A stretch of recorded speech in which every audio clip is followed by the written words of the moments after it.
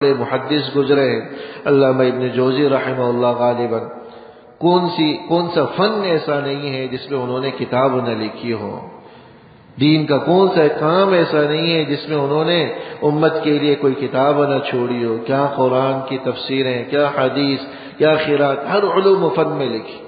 فرماتے ہیں کہ جب ان کے انتقال ہو گیا، کسی نے خواب میں دیکھا تو پوچھا کہ اللہ نے آپ کے ساتھ کیا معاملہ کیا؟ تو فرمانے لگے کہ بھائی ہم تو سمجھ رہے تھے کہ ہم نے بڑا دین کا کام کیا ہے، اللہ جل شان اس کا تذکرہ کریں گے، دیکھو تم نے یہ بھی تفسیر لکھی، یہ تم نے حدیث کی کتاب لکھی، یہ حدیث کی شرح لکھی، یہ دین کا تم نے فلاں کام کیا، وہ سارے تذکرے ہوں گے۔ لیکن فرماتے ہیں کہ وہ ساری ہمارے قیاس آرائیاں تھیں، ان میں سے کسی بھی بات کا تذکرہ نہیں ہوا، صرف ایک چھوٹی سی نیکی ہماری کام کر گئی، وہ یہ کہ ایک دن ہم لکھ رہے تھے، لکڑی جیسے قلم ہوتے تھے اس زمانے میں، جب اس کو سیاہی میں ڈبو کر باہر نکالا تو ایک مکھی اس پر آ کر بیٹھ گئی، اور مکھی اس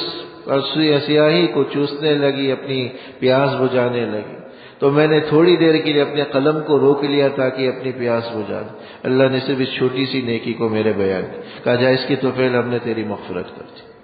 اس کی توفیل ہم نے تمہاری مغفرت۔ کیا حدیث کی کتابیں، کیا تفسیر کی کتابیں، دین کی بڑی بڑی خدمتیں، کسی کا کوئی تذکرہ نہیں ہے، لیکن ایک چھوٹا سا عمل اللہ کو پسند آ گیا، اللہ نے اس کی توفیل مغفرت کر دی، اس کی توفیل مغفرت۔ اس لیے کسی بھی عمل کو حقیر مت سمجھے۔